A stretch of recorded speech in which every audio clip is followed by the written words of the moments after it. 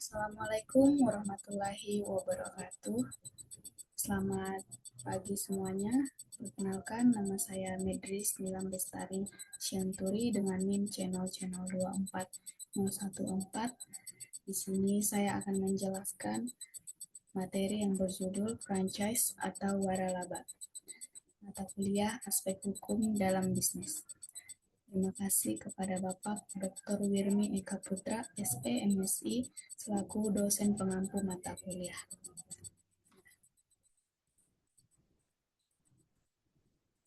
Pada topik pembahasan pada kali ini, ada 5 topik. Yang pertama, sejarah dan definisi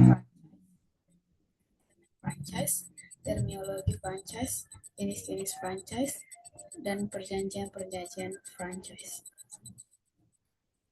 Masuk ke yang pertama, yaitu sejarah franchise.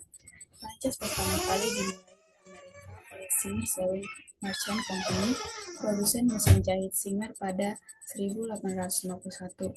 Pola itu kemudian diikuti oleh perusahaan otomotif General Motor Industry yang melakukan penjualan kendaraan bermotor dengan menunjuk distributor franchise pada tahun 1898. Selanjutnya diikuti pula oleh perusahaan-perusahaan soft drink di Amerika sebagai saluran distribusi di AS dan negara-negara lain. Selanjutnya di Indonesia franchise dikenal sejak era 70-an ketika masuknya Sake Pizza, KFC, Sensen, dan Burger King. Perkembangannya terlihat sangat pesat dimulai sekitar 1995. Data Deperindak pada tahun 1997 mencatat sekitar 259 perusahaan menerima waralaba di Indonesia. Setelah itu, usaha franchise mengalami kemerosotan karena terjadi krisis moneter. Pada penerima waralaba asing terpaksa menutup usahanya karena nilai rupiah yang terperosok sangat dalam. Nah, selanjutnya itu definisi waralaba atau franchise. Franchise adalah suatu bisnis yang didasarkan pada perjanjian dua pihak, yaitu franchisor atau pemilik hak dan franchise yang diberi hak untuk menjalankan bisnis dari franchisor menurut sistem yang ditentukan oleh franchisor. Dengan kata lain, waralaba adalah suatu pengaturan bisnis di mana sebuah perusahaan atau franchisor memberi hak pada independen atau franchise untuk menjual produk atau jasa perusahaan tersebut dengan peraturan yang ditetapkan oleh franchisor. Selanjutnya yaitu elemen-elemen franchise. Ada 2 elemen dalam bisnis waralaba. Yang pertama franchisor atau pemilik bisnis atau pemberi waralaba. Pemilik merek dagang atau usaha yang memberi hal penjualan kepada pihak lain bisa berupa badan usaha ataupun perorangan. Yang kedua, franchise atau pembeli franchise atau penerima waralaba. Pihak pembeli waralaba yang menerima hak untuk menjalankan bisnis dari franchisor bisa berupa badan usaha ataupun perseorangan.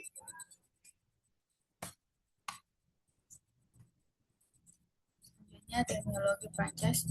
Waralaba sendiri dibagi menjadi 2, yaitu waralaba dalam negeri yang berbentuk retail mini outlet yang ada di Indonesia, diantaranya Alfamart, Indomaret yang tersebar di pulau Indonesia. Sedangkan waralaba di bidang makanan diantaranya Wong Solo, KFC, Sapo Oriental, dan lain-lain. Yang kedua, waralaba asing yang saat ini ada di Indonesia diantaranya Lawson dan 7-Eleven.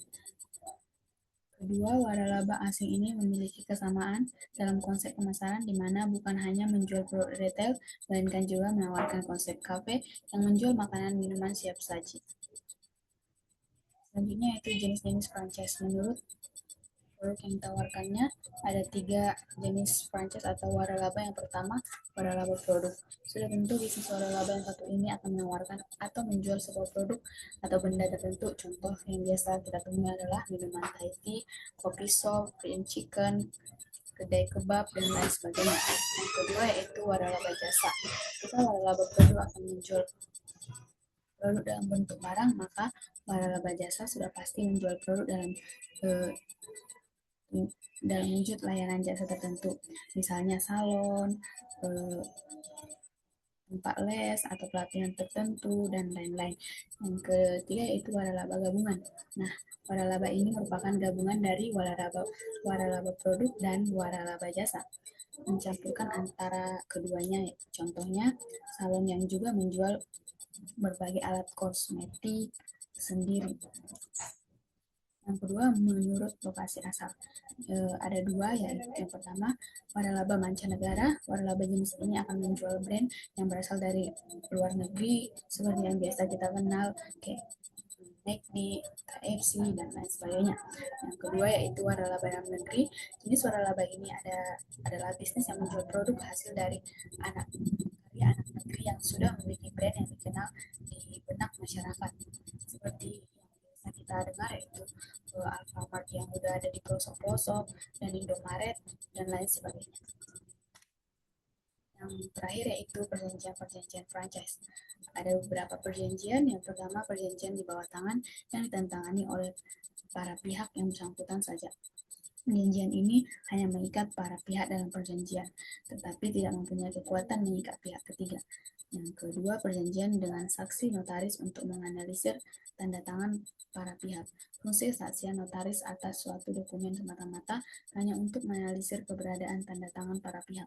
Akan tetapi, kesaksian tersebut tidaklah mempengaruhi kekuatan hukum dari isi perjanjian. Yang ketiga yaitu perjanjian yang dibuat di hadapan dan oleh notaris dalam bentuk akta notarial.